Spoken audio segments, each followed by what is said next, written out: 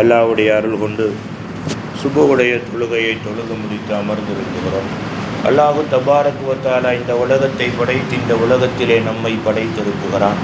நாம் வாழ்ந்து கொண்டிருக்கிறோம். நாம் வாழக்கூடிய உலகத்தில் எல்லா காரியத்தையும் நாம் நடத்தினாலும் கூட அந்த காரியத்தை நடத்தக்கூடிய யோசனையை கொடுப்பவன் அல்லாஹ். அந்த காரியம் நல்ல முறையிலே நடத்தி முடிக்கக்கூடியவன் அல்லாஹ். எத்தனையோ காரியங்கள் ஆரம்பிப்பதும் தெரியாமல் முடிவதும் தெரியாமல் போய்விடும். எத்தனையோ காரியங்கள் ஆரம்பிக்கிறதும் தெரியாது, முடிக்கிறதும் தெரியாது. ஆனால் அதனுடைய முடிவு என்ன செய்யும்? நல்லதாக இருக்கும்.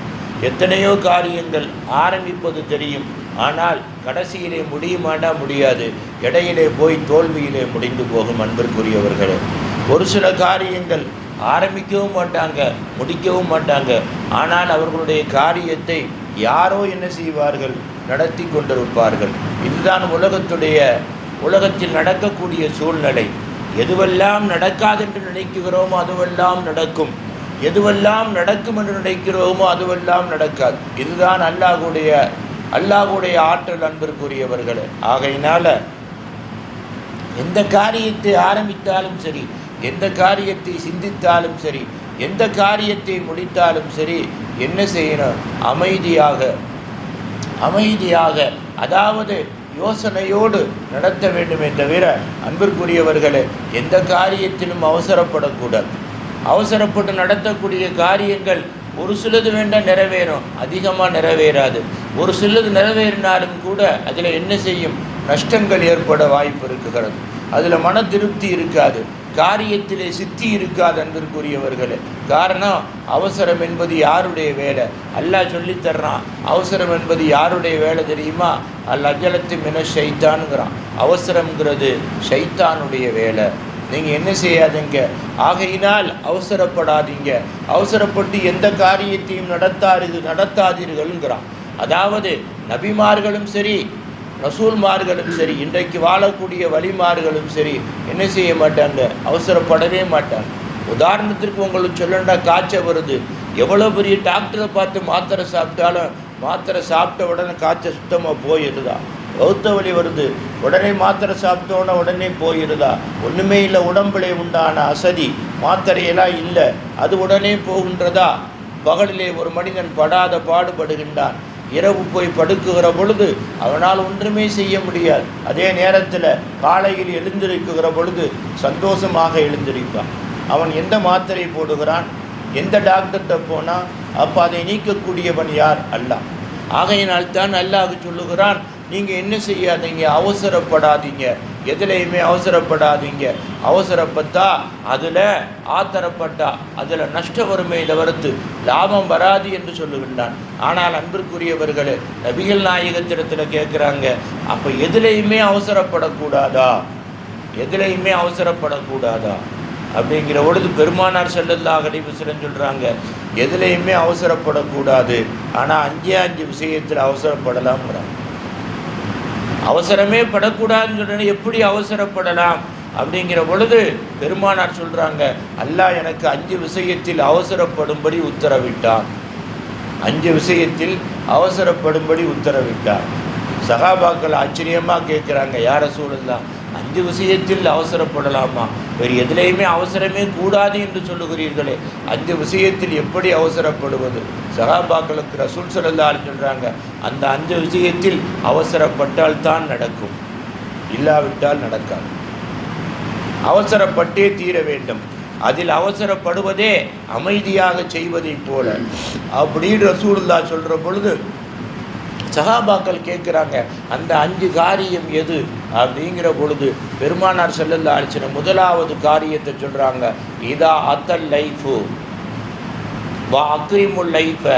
அழகாக சொல்கிறாங்க, இதா அத்தல் லைஃப ஃபா அக்ரிமுஹு, இதா அத்தல் லைஃப இதா ஜா மஜி அல்ல இதா ஜா அல் லைஃப ஃபா அக்ரிமுஹு. அழகாக சொல்கிறாங்க ரசூல் ஸல்லல்லாஹு அலைஹி வஸல்லம், உங்கள் வீட்டுக்கு ஒரு விருந்தாடி உங்களை தேடி வந்து விட்டால், உங்கள் வீட்டுக்கு ஒரு விருந்தாடி தேடி வந்து விட்டால் அவரை யாரெல்லாம் பார்க்காத, உனக்கு பிடிச்சவர், உனக்கு பிடிக்காதவர், உனக்கு தெரிஞ்சவர், உனக்கு தெரியாதவர், உனக்கு வேண்டப்பட்டவர், உனக்கு வேண்டப்படாதவர், உனக்கு சொந்தம் இல்லை என்றெல்லாம் பார்க்காத.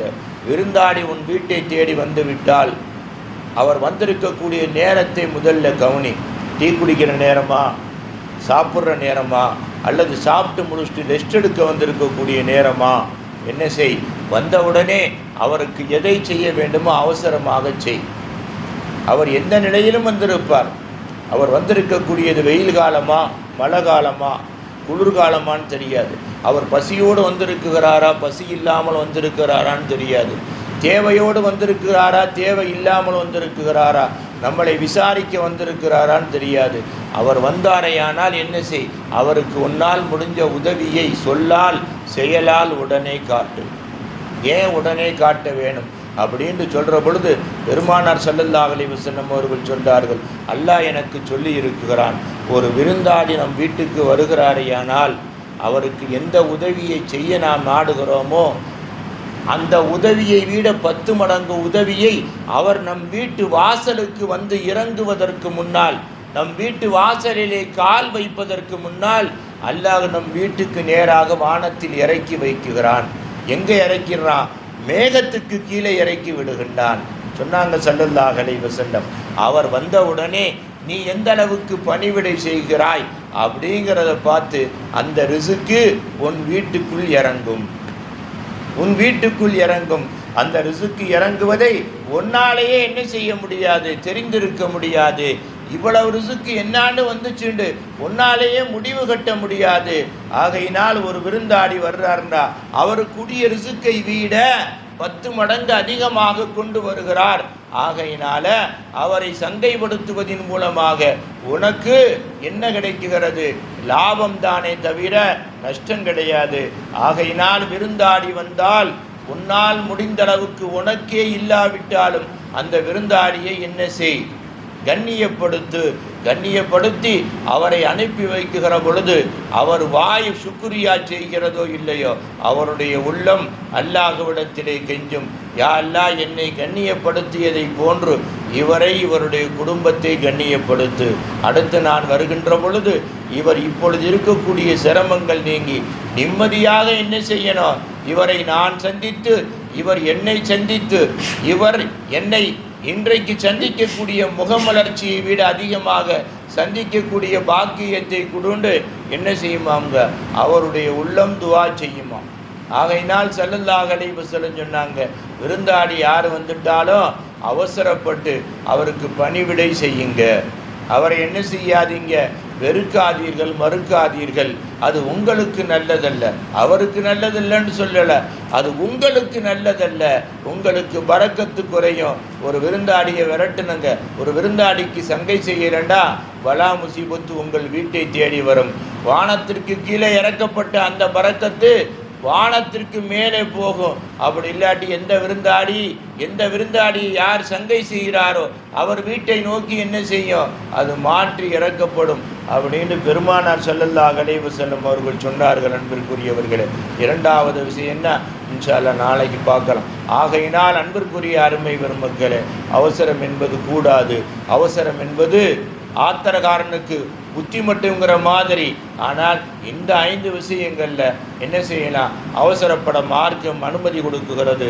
அதில் முதலாவது விஷயம் வந்த விருந்தாடியை கண்ணியப்படுத்துவது. இப்படி நடந்தவர்களெல்லாம் சங்கை புரிந்து விட்டார்கள், சங்கையை அடைந்து விட்டார்கள். இதே வழியிலே நாம் நடந்தால் இந்த உலகம் அல்ல எல்லா உலகத்திலும் சங்கையை அடையலாம், பரக்கத்தோடு சந்தோஷமாக வாழலாம். அந்த நல்ல பாக்கியத்தை வல்லநாயன் ரப்பு தஆலா உங்களுக்கும் எனக்கும் இந்நாளல்ல என்னாலும் நிரந்தரமாக தந்த அருள் புரிவானாக. வாஹிர் தஅவானா அனில் ஹம்துலில்லாஹி ரப்பில் ஆலமீன். அல்லாஹும்ம ரப்பனா ஆத்தினா ஃபித் துன்யா ஹஸனா வ ஃபில் ஆகிரத்தி ஹஸனா வ கினா அஸாபன்னார் வ ஸல்லி அலன் நபி ஸய்யிதினா வ நபீனா மௌலானா முஹம்மதி வ அலா ஆலிஹி வ அஸ்ஹாபிஹி அஜ்மஈன் பிரஹ்மதிக யா அர்ஹமர் ராஹிமீன்.